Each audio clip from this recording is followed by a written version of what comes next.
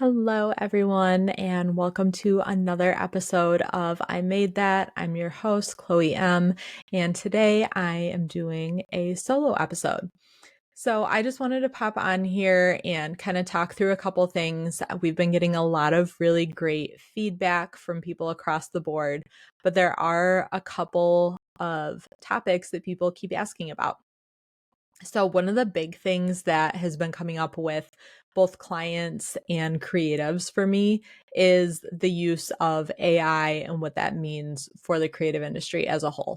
So, we're going to kind of cover that and then touch on a couple other things that have just been coming up in the DMs. So, as far as AI, I definitely want to address this. This is not going to be like doom and gloom. I don't think that AI is going to take over the creative industry. It's just no way that we can all be replaced. So, I will preface everything with that. I think that really when we look at how things have kind of progressed, even in my lifetime, I think it's important to keep like that bigger picture in mind. So, when I think about this, like a little bit of history, my dad is actually an architect. So when he went to school, however many years ago, they were still pen and paper, drafting boards. And so he started with that. Everything was still like blueprint on a table. We're making all the manual adjustments. Obviously, things have escalated into now we have all this wonderful software like AutoCAD and kind of other design software, and now there's a lot of things that can be filled in with AI, but that's just an example of where we've come from to where we are.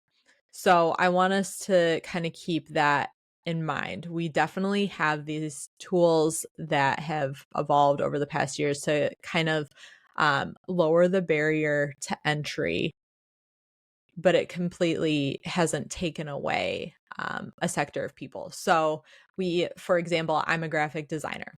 We have Canva now, which is absolutely wonderful, but I still get hired to do jobs. So there are these tools, and I think that that's what we need to look at AI as, especially when it comes to creativity.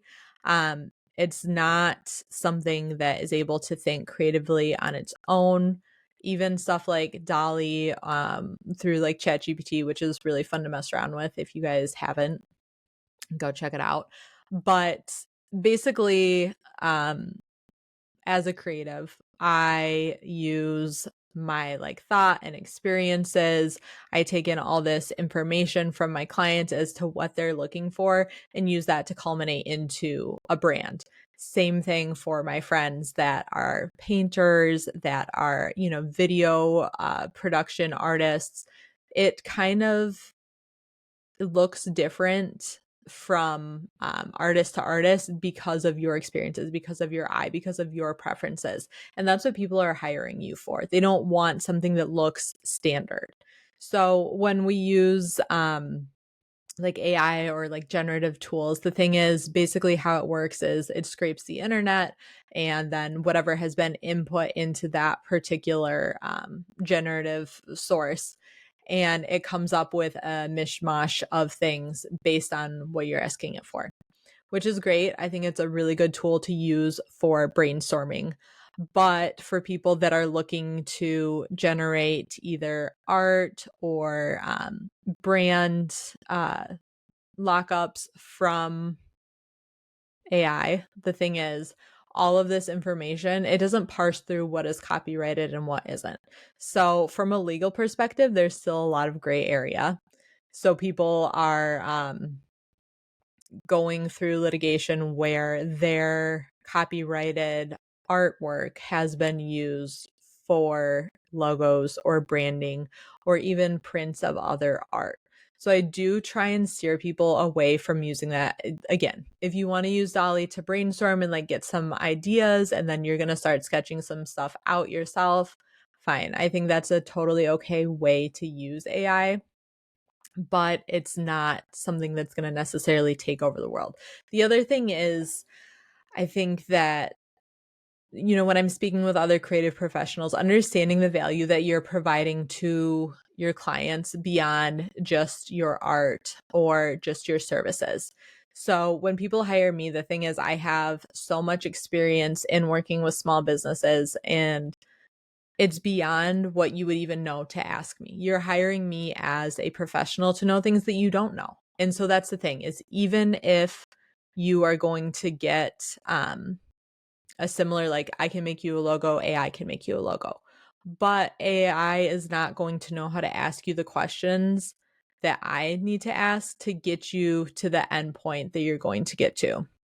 So I think the same thing when I have, these friends that are painters or are photographers. You really understand how to work with your client and make it easy for them to get the end product that they are envisioning without them knowing how to even explain that to you. So I think that's a huge thing that we need to take into account also when it comes to AI.